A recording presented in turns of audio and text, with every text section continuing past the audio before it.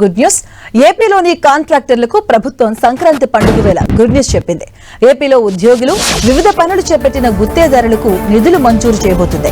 నీరు చెట్టు పనులు సహా వివిధ ప్రాజెక్టులు పూర్తి చేసిన గుత్తేదారులకు పెండింగ్ బిల్లులు చెల్లించేందుకు వీలుగా ఆర్థిక శాఖ చర్యలు చేపట్టింది. మొత్తంగా సంక్రాంతి సందర్భంగా 2653 కోట్ల పెండింగ్ బిల్లులు చెల్లించేందుకు ఆదేశాలు వెలువడ్డాయి.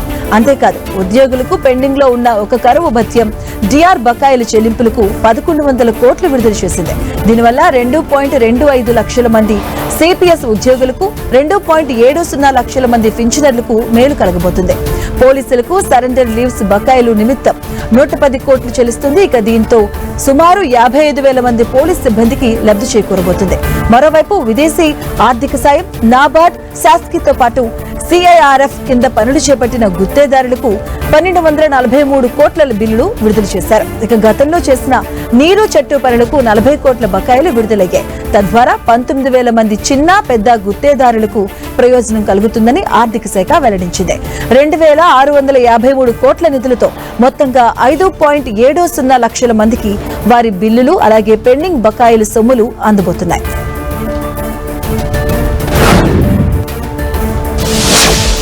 సంక్రాంతి పండుగ వేళ తెలంగాణ ప్రభుత్వం రైతులకు గుడ్ న్యూస్ చెప్పింది. రైతుల ఖాతాల్లోకి డబ్బులు విడుదల చేసింది. రైతులు పండించే సన్న బియ్యం వడ్లకు క్వింటాకు 500 చొప్పున బోనస్ అందిస్తామంటూ రైతులకు గత ఎన్నికల మేనిఫెస్టోలో కాంగ్రెస్ హామీ ఇచ్చింది. ఈ హామీని మేనిఫెస్టోలో కూడా పొందుపరిచింది. అందుకు అనుగుణంగా అధికారంలోకి రాగానే ఈ పథకాన్ని అమలు చేస్తుంది. గత ఏడాది కూడా సన్న బియ్యం పండించిన రైతులకు బోనస్ అందించగా ఈసారి కూడా అందించింది. ఇక ఈ మేరకు తాజాగా సన్న బియ్యం పండించిన రైతులకు తెలంగాణ ప్రభుత్వం నిధులు విడుదల చేసింది. క్వింటాకు 500 చొప్పున రైతుల బ్యాంకు ఖాతాల్లో జమ చేసింది. సన్న బియ్యం వడ్లు పండించినటువంటి రైతులకు బోనస్ అందించేందుకు పౌర సరఫరాల శాఖ 500 కోట్లు విడుదల చేసింది. ఇక వానాకాలంలో పండించిన రైతులకు ఈ నిధులు ఇచ్చింది.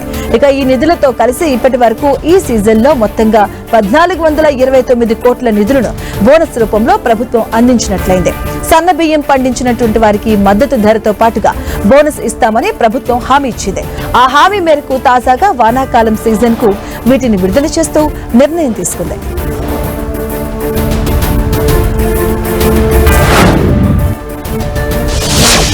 భారతీయులకు జర్మనీ గుడ్ న్యూస్ చెప్పింది.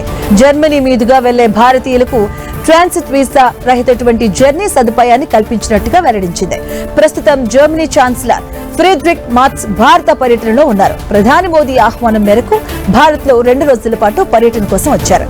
ఇక జర్మనీ మీదుగా ప్రయాణించే భారతీయులు గతంలో ట్రాన్సిట్ వీసాను తీసుకోవాల్సి వచ్చేది. ఇక ఈ నిబంధన నుంచి భారతీయులకు తాజాగా జర్మనీ మినహాయింపించింది. దీంతో భారతీయులకు అంతర్జాతీయ ప్రయాణాలు మరింత సులభతరం కాబోతున్నాయి. దరఖాస్తులు చేసుకోవడం, వీసా కోసం వేచి చూడటం వంటి ఇక్కట్ల నుంచి విముక్తి లభించింది. భారతీయులకు వీసా ఫ్రీ ట్రాన్సిట్ సదుపాయాన్ని కల్పించినందుకు జర్మనీ ఛాన్సలర్ కు ప్రధాని మోదీ ధన్యవాదాలు తెలిపారు. ఇది ప్రయాణాలను సులభతరం చేయడంతో పాటుగా ఇరు దేశాల ప్రజల మధ్య సంబంధాలను మరింత బలోపేతం చేస్తుందని అన్నారు.